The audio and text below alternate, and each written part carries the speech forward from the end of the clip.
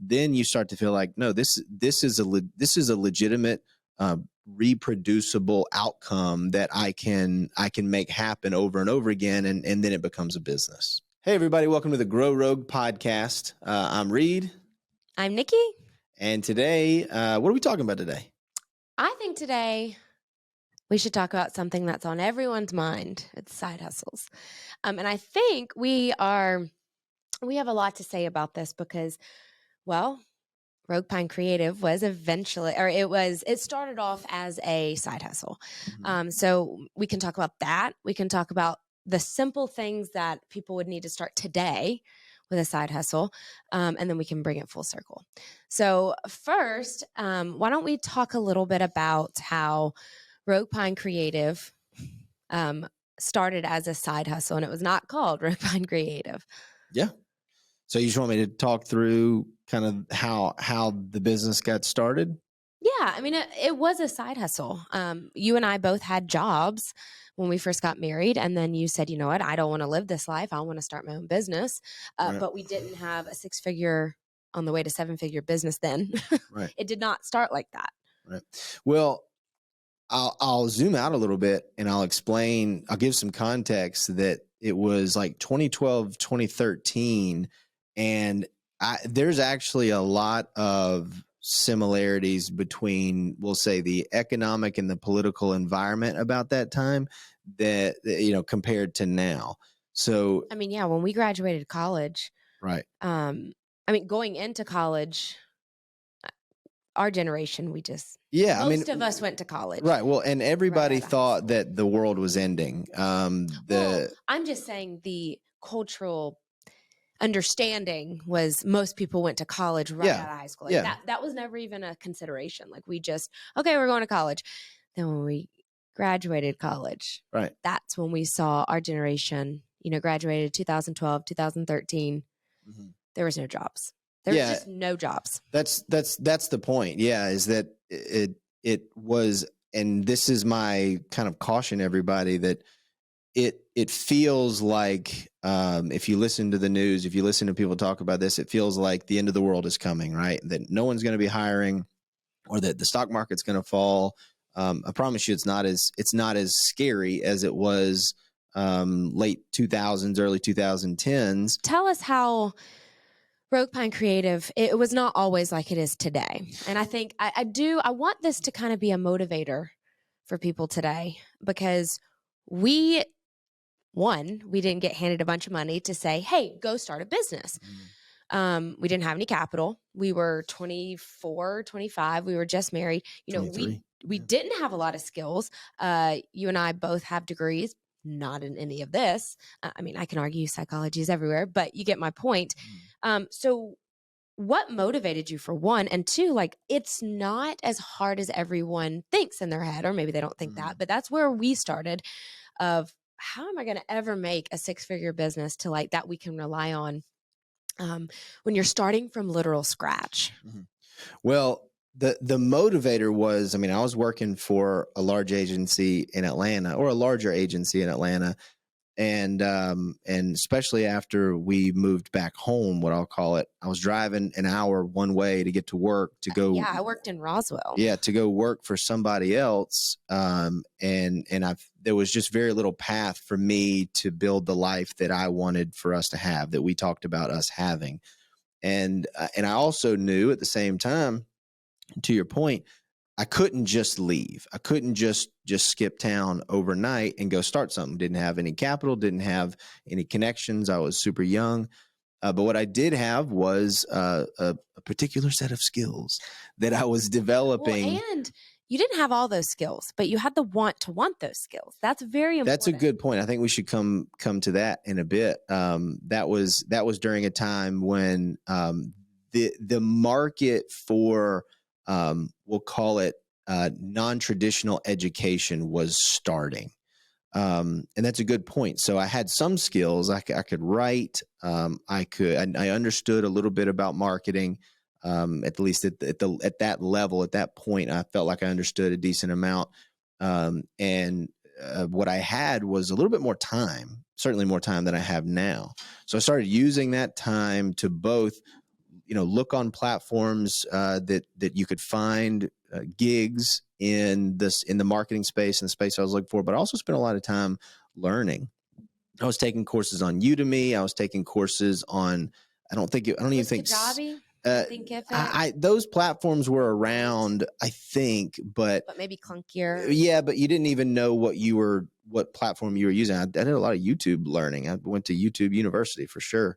And HubSpot had a great, they call it their like inbound marketing academy at the time. So I just learned everything I could, and then I deployed that on the side for really small businesses, for some local friends of mine who had businesses. I started working for free. My first client for this bit that's still a client of ours today. I started working with them for free. They needed some help. And so I just started helping them in the, nights and weekends, doing their marketing, doing social media for them. And that was kind of the beginning of it all. Yeah.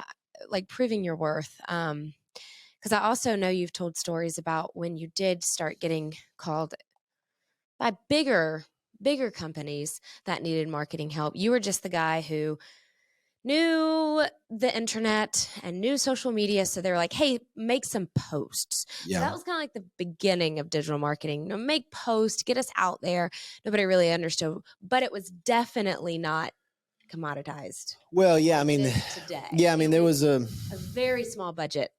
Yeah, I mean, there was a little bit of you're the youngest guy in the room, so we expect that you have some knowledge about this, which that had never really been a thing before. That was a very new, very modern phenomenon that we were just frankly really, really fortunate to be there for, meaning, being a digital marketing guy in a room full of 50 and 60-year-old executives, they had no idea how to do this. And then like overnight, there was a lot of this pressure on them to drive business from the internet. And so that did give me some immediate credibility, whether earned or not, but I certainly leveraged it the best I could. So if you were to tell somebody, because this is, I mean, my goodness, every time I scroll through Instagram, Facebook, Twitter, everything is like, learn this skill. And it does get over. There's a lot of information. But I definitely, and we can go in the niches later, because I think a lot of people say like, find your niche, find a skill. But the one consistent thing that I'm a big believer in, and that I've read several books on this, is it really is a skill set. Like you have to find skills and you have to commoditize those skills. Like you have to sell your skills, because if not, I mean, there's nothing there. However, there is this big push to everyone needs to have a side hustle, because, millionaires, billionaires, they don't have one stream of income. They have several streams of income. Like that is like undeniable. You can't deny that.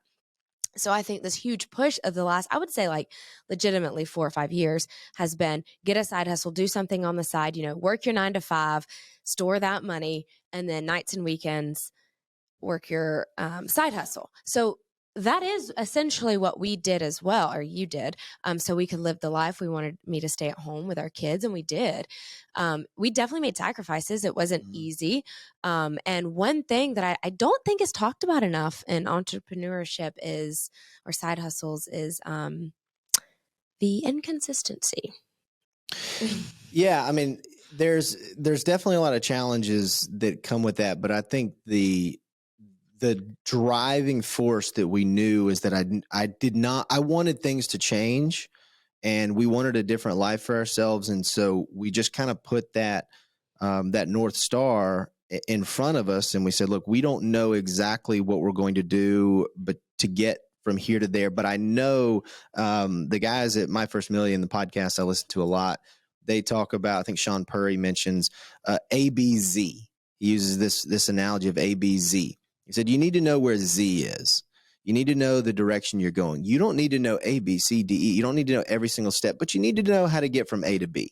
I like and at that. the time, so you need to know the first few up top, right? But you need to know where you're going. Yeah. You don't have to have it all figured out yet. Exactly. And at the time, I just knew that, hey, if I can just develop this one skill and sell this skill, and we could have a whole episode on that.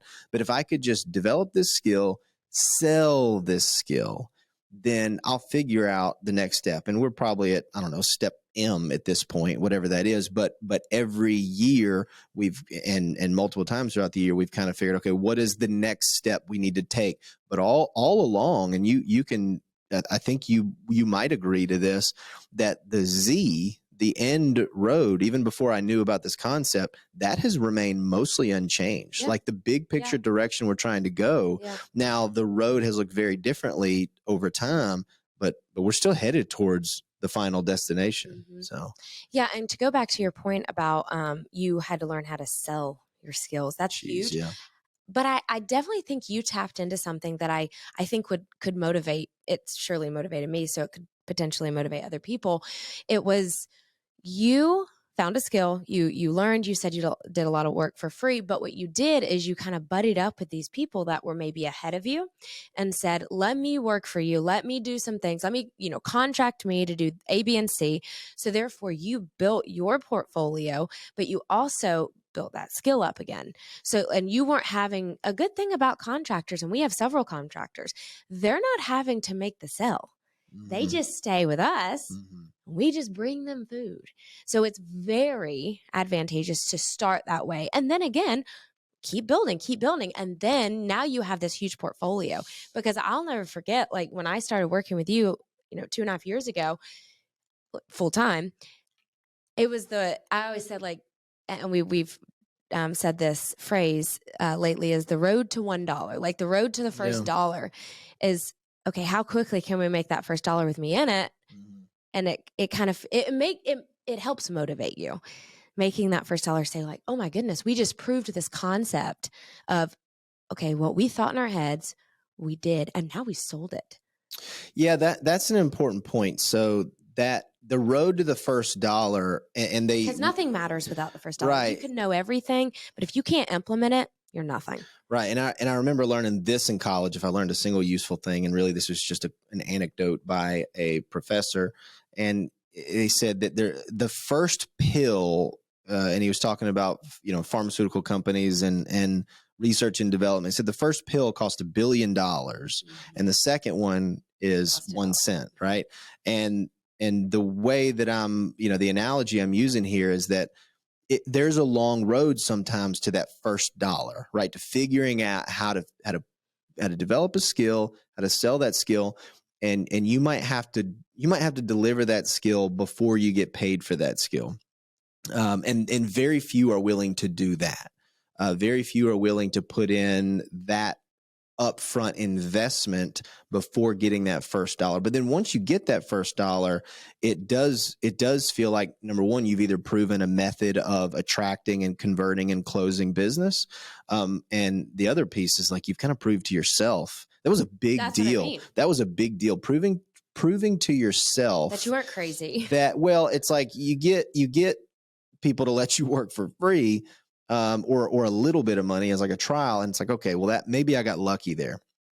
But then once you do that 5, 10, 150, 500 times, where you've successfully sold whatever that thing is, whatever your side hustle is, whether it is a skill set, your time, or something you produce, then you start to feel like, no, this is a legitimate, reproducible outcome that I can make happen over and over again, and then it becomes a business. I want to go back a little bit, and I totally agree with you.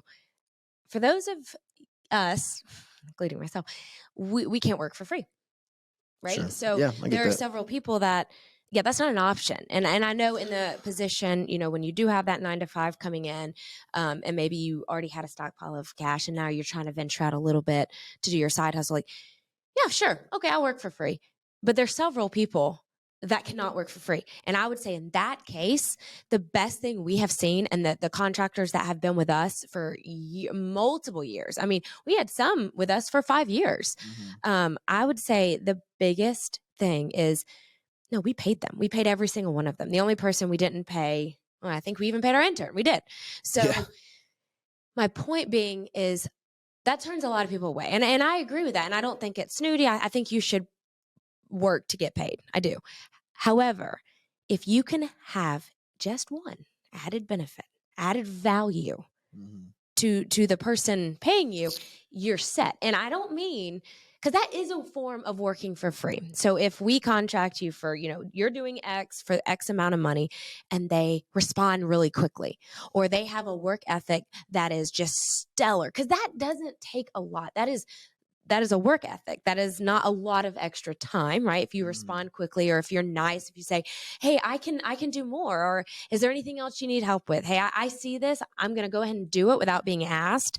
I promise you that person is going to keep you longer. Yeah. They just are. Well, I would actually argue that is a form of working for free, right? So because I think when people hear, oh, just work for free. Well, I don't have time to work for free. I got 3 kids, I got 2 kids, I got a kid. I'm, trying to get married this year. Like I don't have time to work for free. That's what we're saying. I was just trying to. Yeah. I mean, I've got 2 responses to that. Like the first one is, it's like 3 things to say. Number one is you will always do more than what you're paid for. I mean, we still do that is the nature of capitalism. If you're trying to move up, if you're trying to grow, you will always do more than what you're compensated for. Now, what that may mean is that if you keep doing that, worth it. Well, what it means is if you keep doing that, you will be compensated more and more. But if you want to keep growing, you're going to have to keep doing more than what you're compensated for. You might not always get that in a 9-to-5 job. You will not. That's the thing. You will not get that in the 9-to-5 job. That is the whole push. The other thing that I was going to say is that if you aren't willing to do that, then it's probably not for you. You may. This is the hard truth. You may not be cut out for this life. Right. You may want to stick with that 9-to-5. You may, if you look yourself, or if you look at somebody and you look yourself in the mirror and you say, I don't work unless I get paid, or I only work to the level that I'm compensated, then maybe just stick with the safe gig that you've got. And I hope it stays safe. I hope the economy does stay strong. And I hope that that safe salary doesn't go down to 0 overnight. Yes. And I definitely agree with that. This is not for everyone. It's definitely not. However, it's not 100% safe here either, because there is no safety. Yeah. It is definitely safer though, and we'll get to that in a second. I get your point. But 2, the fairness thing you're talking about, that's a huge thing right now, because I can guarantee you, contractor work is way more fair than the 9-to-5. You can work and put everything in it; they can fire you the next day. But you know what? That happens in our business too. We had someone guarantee that they would work for us for a year, and they loved us, and then they leave. You can't, you don't know what their cash flow or whatever. So It's never guaranteed. And we worked over for this client. But you know what? We learn and you grow. So now I want to talk about how we can make this applicable. How we can tell the people that are watching what their first step is. Like, what do you do? I saw a post that says, like, how do I start an LLC? Like, there's so many questions of like, okay, I found a skill. Like, a lot of these event planners are coming up. I found a skill. I'm really organized. I'm really good at this. What do I do next? So I think this could be an opportunity for you to talk, briefly on the steps to it. LLC, and then, Upwork, there's Fiverr, there's many platforms you can go to, but a really good one, and I'll say this one goes far, and then I'll let you talk, is send your resume, or we've had so many people join our team by just saying, hey, I'm looking for extra work. Do you have anything? They just send us an email, and then they follow up, and then they follow up, and then they follow up. And we're like, you know what? Okay, fine. Your following up skills have been so impressive that we don't even have anything, but we're gonna make it work because we like your work ethic so much. Right. You don't have to have a pretty resume, and not for us. Like, we didn't ask for that, but can you get the skill done? Do you have the willpower, to get it done? Yeah. Well, okay. So let me give some steps then. So let's assume that you have a skill. Let's assume that your skill may be that you can lift heavy things and you have time, right? Like, good writer. Find a monetizable. Let's assume you have found a monetizable skill, and let's also assume, for the sake of brevity, that this is a skill that can be delivered virtually. Okay. So meaning you can write, you can create content, you can do virtual assistant services, you can code, you can do anything that can be delivered virtually. And we could have another discussion about things that are delivered kind of in the real world, right? I just mentioned lifting things. So if you can cut grass or you can do whatever, I would go to platforms that allow you to list those services online and to bid for other projects. The simplest thing to do, in my opinion, is to go to Upwork. Upwork is a platform for digital services, creative services. There are people that are there specifically looking for those services. So a great quote, I can't even remember where I heard this, but where do you go to sell fish, right? You go to the fish market. You don't go to the clothing store, right? Because that's not what people are looking for there. So if people are looking to buy digital services and creative services, go to the places where they're already looking for those things. If you're looking to sell those things, go to where people are looking to buy those things. Build out a profile. Make your rate pretty low to begin with, because you got to build up credibility. You've got to build up reviews. You've got to build up a portfolio. The next thing I would do after that, this can literally be the next day, right? While you're doing that, the next thing is I would start reaching out to people more proactively.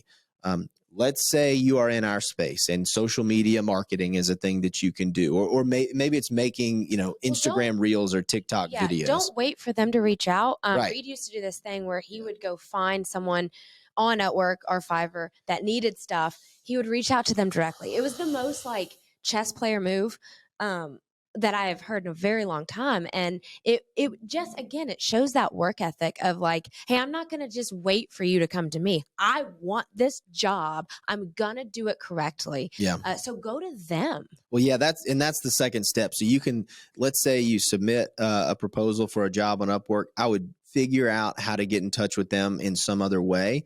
I'd also create, and this is something that was developed by, oh darn, I forget his name. I'll remember his name and put it in the description of this.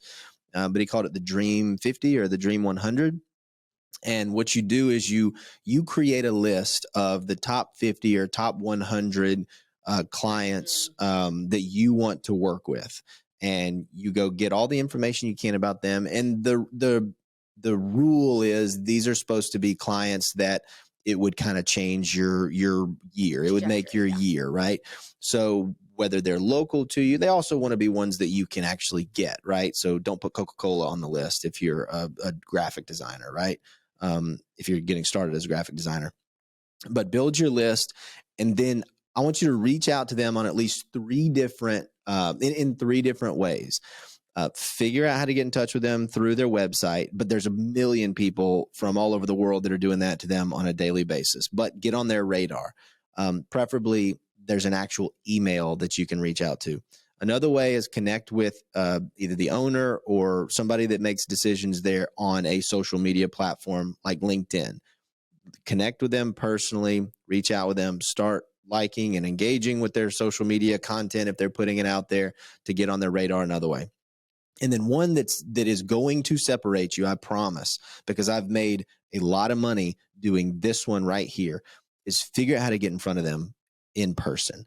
We had a client, these guys. That's psychology right there. Yeah. The more you get in front of someone, the more likely you are to close. Oh, there's a whole set of like, there's a whole bunch of, and there's a whole bunch of data on sales and touch points, but something about, seeing them in person. We've got a client that we've been working with since 2015, I think. And they initially became a customer. I mean, I called, I reached out, I texted, I found them on social, all this kind of stuff.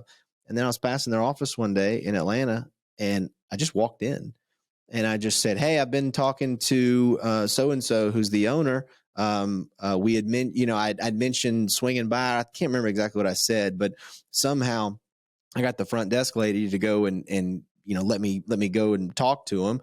And we hit it off, and he said, hey, actually, we do need this. I saw your message, but I haven't had time to reach back out, because he was a CEO of a gumption. Yeah. He was like, I think he did say something to that effect. Like, hey, since you reached out, I really appreciate it, because we do need this. And he threw us a project, and I've had consistent projects coming from them for, what's that? 8 years? It's 8 years. 8 years we've been working with them because I just stopped by, and I can tell you another dozen examples of that. So I would say those are a few steps that if you start doing that today, and you can translate those things to the physical type of delivery, right? If you're not creative or designer or marketer or something like that, then and you own a pressure washing company or something like that, you can do everything I just described. There's a platform, I promise, for doing those types of home services. I think it used to be called Ant. I don't know what it's called anymore. There's a couple other ones, but you can do everything I just described, no matter what the actual product is that you're trying to sell, whatever that side hustle is or whatever that startup business that you have. As long as you can deliver it, then you can follow those steps and you can make that first dollar. I love it. Is there anything else on it? We could also go into detail about resumes and things like that. So I definitely like this because I see it everywhere I go. Everyone's trying to start a side hustle. Everyone wants more cash, more income. Like the person that says, no, I'm good, stay away from that person, really, because everyone wants more. Yeah. And this is a very, very good, easy way to just start the ball rolling. I mean, you didn't know, like you said, you didn't know where your Z was. You knew roughly, but we just know we had to get started. And this company has been, it started off with just consulting because it was just Reade, and then we rebranded, and then we rebranded again to Rogue Pine Creative because now we have a team. And who knows, in 5 years, it could be not something else, but like it could have a different turn. We have to adapt. In the first video, I talk about adapting. Like AI is here now. Like we are using it. Of course, we're using it. How does that change our trajectory? Like, and again, we're not going to become a pressure washing company. Like we are always in the digital space. But how does that pivot to what we offer our clients? Because you don't want to be stuck in, I know we do digital, but we don't want to say like, oh no, we don't do TikTok ads. And it's like, okay, so you just arbitrarily cut the line between Facebook. No. We do it all. So like we adapt with new social channels, new things like that. What we offer our clients now, the high ticket prices or the high ticket items, we didn't offer that 6 years ago, 5 years ago, because it didn't really exist. We are constantly transforming. Now we have different buckets of clients. So I'm just saying, I think you just got to start and you got to pick a skill. I mean, the skill literally, like you said, your skill started off with writing. You are a really good writer. So you leveraged that. You reached out to authors. Hey, let me write for you. You wrote for, I remember this. We were about to get married and you wrote for this guy who had a very, very popular blog. You wrote in it for free just to get your name out there. Like that's what it takes sometimes to just put your name out there. Now we have affiliate marketing. Like there are many ways, especially in the digital age, that you can start a side hustle. So hope this was helpful. And I would say this, if this is a topic that resonates with you and you want us to talk about this more, if you want us to go questions, we'll help. If you want to go deeper if you want us to go deeper into platforms and things like that, we can develop some specialized content. I don't know, maybe it's like a training or something like that, and we'll do screen share and all that kind of stuff. Just let us know, leave us a comment, leave a note, send us a DM or something like that, and we'll build that. I hope this motivated people to because you're never going to get rich with one income. It is a proven fact. So I think this should motivate everyone to find a skill, become good at it. Like Reade said, YouTube University, there are plenty of paid courses. We've taken some that are $300 to get in for a year. Like that's not bad when you amortize it out in a year. Like it is good content. They're everywhere. And I think Elon Musk said this, like, I'm going to butcher what he actually said, but it's everywhere. Like if you want to find something, like there is information about it anywhere. Like it is your fault if you don't take it further. So I hope this is a motivator. Everyone wants to do a side hustle. Yeah. All right, guys, hit the like button, subscribe, follow us, tell a friend about this. Content to talk about. We're here for you. Yeah. We want to help. We truly, truly want to help. Yeah. Tell a friend, and we'll see you on the next one.